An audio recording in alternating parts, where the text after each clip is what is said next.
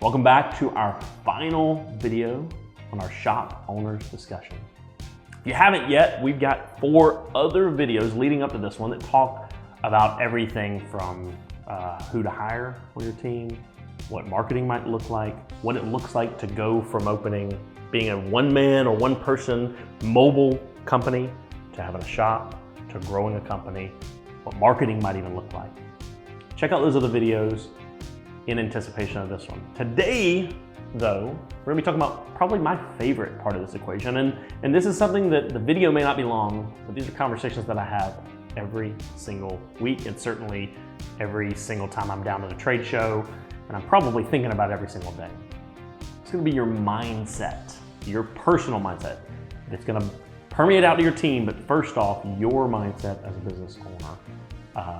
And that prepares you to take the steps from being a one-man operation or one-person operation to having a shop, fixed cost overhead, and then growing a team and hopefully beyond there.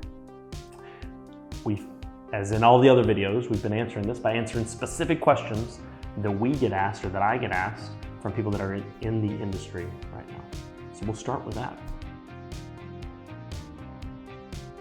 With regard to mindset, one of the questions that I get asked a lot is, maybe because I talk about it a lot, how do systems and processes help me to run and grow my business?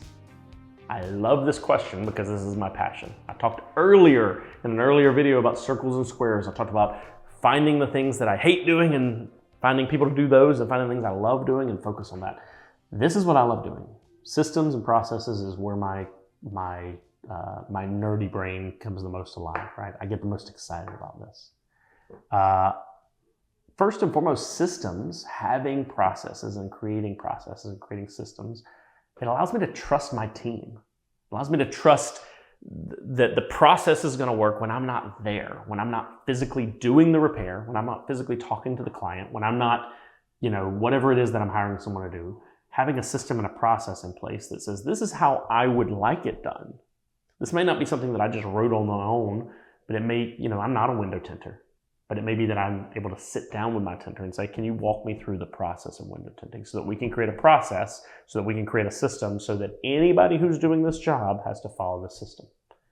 Things that are super simple, like R&I. When you take apart a car, if you're in the dent repair world, you know about R&I, you know about taking cars apart. Even if you're a PPF or you're taking headlights out or front bumpers off, we have these little tackle boxes that every single car, we used to throw how many of you threw screws in cup holders or threw them in the floorboard, right? Or put them on the windshield wiper, and that car starts up and they go flying all over the place. Though we don't do that anymore because we create a process and a system that says, this is the way we'd like to see it done. We create little tackle boxes, they've got labels all over it, and it's super simple for someone to write down. We get painter's tape and write down where things go and stick it on there. As simple as that. But what that allows for is that because it's a system and not a person, even though the person's executing that process and executing that system, if one technician is taking a car apart, but then he's sick 2 days later when we go to put it back together, we know everything is where it's supposed to be, and we know exactly how to find it, how to access it, and we know that if something's not right, who to hold accountable for that at that point, right? So having these systems and processes as a business owner allows me to have the mindset that I can trust my team, that we have the right team in place, that we've created the right processes, the right goals, and the right systems so that I can continue focusing on growth and continue focusing on finding the right people to implement these processes. Another reason that having a system, process, and thinking in these terms is going to be so important. It's not the thing that's going to make you $1. A lot of times it's the thing that gets put on the back burner because you want to be fixing something, you don't want to be calling a customer. But if you want to be an owner of a business, if you want to go from being an independent solopreneur who's created a great job for themselves but never feels like they're a real business owner, if you want to be an owner, you've got to start acting like one, right? And that means I have to start having processes and systems and things in place that I can hold myself accountable and I can hold my team accountable. I can hold measuring sticks there. And the reality, the flat out reality of the situation is that I had to be honest with is that if I don't act like an owner, no one is. If I'm not owning this business and I'm not treating it like an owner should, like a CEO should, then technician or a manager, and I may be doing a great job, but if I'm not the owner and I'm not acting like the owner, then no one's acting like the owner. So it's a rudderless ship in some ways. It's an ownerless business in some ways. It's not good enough for me to just be a technician. It's not good enough for me to even just be a manager. I have to put on an owner's cap to have that owner's mindset. One of the things I had to learn as a business owner, and if I want to have that owner mindset, is that I have to continually be pulling resources from people that are smarter than me and that have more experience than me. I've talked in several videos about using the SBA and maybe the Small Business Development Center to help pull those resources and get some coaching. I also read a lot of books. We've talked about the Start With Why is a big book on mindset. It's about the why we do the things we do and then the what comes after. The 60-Second Lean is a great book, and it's about more the process and just really organizing your shop and creating a model that your team can implement, and anyone can implement, right? The E-Myth is probably the book that it's super common. Everyone talks about it, but it's the book that to me probably changed my business mindset more than any other, because it forced me to realize that I was thinking like a technician a lot. I was thinking like a manager a little bit, but I was very rarely ever thinking like an owner. Right? And if you've ever read the E-Myth, you know that you have to flip the script on that. We should be spending as much of my time as possible as an owner thinking like an owner. And then a little bit of my time thinking like a manager. A manager looks at yesterday. They look at the data. They look at the what happened yesterday, right? The technician looks at right now, what's right in front of me, and the owner thinks about tomorrow. And if I'm focusing all my energy on yesterday, mostly today and a little bit of yesterday, I'm never going to think about tomorrow. But as an owner, the mindset that goes with that is you have to focus on where you want your business to be going and how do you want to get there. Right? One of the things I talk about sometimes is having this 5-year mindset. When I'm sitting down with a technician and they're sitting across from me and we're talking about where they want to be and what their goals are, I have to be able to look them in the eye and be honest. And I say this quite often. I'll say, the job you have 5 years from now doesn't currently exist. That's the reality. If someone's a lead PDR technician or a lead ceramic technician, if they're really, really good at their job and they're doing the same job 5 years from now and the same job 10 years from now and the same job 15 years from now, they're going to be miserable. They're going to quit. They're going to go off on their own. If I want to retain them, I have to create the job that they will have in the future. And that job doesn't currently exist. So it's my job, my physical job when I clock in every day is to create their future jobs. And I have to have that mindset. And if I don't have that mindset, we won't grow and we probably won't retain. And at it'll be this constant battle of kind of going to a certain level and taking steps back because we lose some key players and then go to a certain level and taking steps back, right? So for me, I have to be thinking in that business owner mindset. I would recommend reading those books that I specifically said. We can put some links in the notes of this video, but those are great starter books just for business mindset, process orienting, and just creating these systems to help you think more like an owner does. With that being said, the last time I gave us a talk about this subject, one of the people who raised their hand and asked, they said, well, where do you see yourself in 5 years? And this will be the last question on our series. For me, it's an important question to ask yourself, and it's an important question for me to ask myself, because if I don't know where I'm going, I know where I am now, but if I don't know where I'm going, then I don't have any direction. But if I know where I am and I know where I'm going, then my next steps, basically it's a linear path at that point, right? And even more than one step than that, I can look at where I've been, where I am, and where I'm going. And those should be aligned, right? I should be able to tell the direction I'm going. And it should be obvious as a business because you want your team to align with that. You want your team members to say, when I first got here, this was the skill set I had. Now that I've been here for 3 years, this is the skill set I have and the growth and the opportunities I have.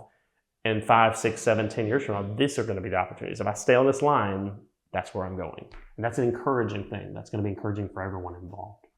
So for us, if I'm having to project what I think our business, Easy Auto Spa in Georgia, is that we're going to continue to grow first and foremost. That's growth is survival for us. Growth is scary. I've talked about this in the past. Growth feels like, you're not always sure where to go. You're not always sure what steps to take. You're not always sure what direction to go. It feels like you're treading water and surrounded by fog. You don't know where to go with it. But sitting still is always the wrong answer. You're going to get eaten by a shark or you're going to drown, right? At least if I move in a direction, at least if I take some steps or if I swim in a direction, even if it's the wrong one, now I have data and can about face and go a different direction.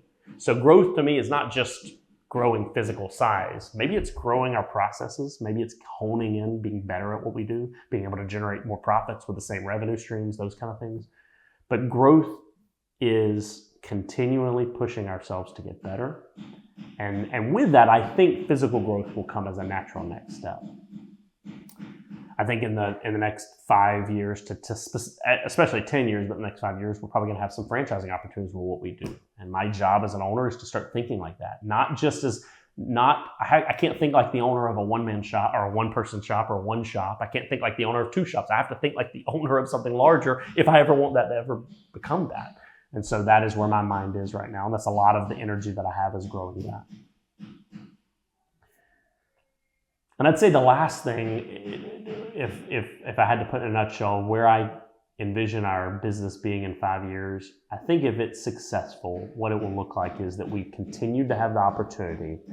We've had the revenue streams that allowed us the opportunity to hire experts or train experts to do jobs that I'm probably already doing right now, so that I'm hiring people that are better than me to execute those jobs. Just like I talked about in the other video, those circles and squares, I want to continue hiring experts to do their job to make the company better than it currently is. And if I continue to do that, I mean, I only know the sample size I have, but in the sample size I have, every time I've hired someone to do something and held them accountable to do it, because I have a process and I have a system and this is what's expected of you. Every time I've been able to hire someone to do a job I was otherwise doing, we've gotten better as a company. And if I'm being real honest, over time, it may not have been overnight, but over time, it was very obvious they were better at the job that I hired them to do than I ever was when I did it. I think we trick ourselves as business owners into thinking we're the only one that can do the job. And when you're a one-person show, you kind of are the only one that can do it.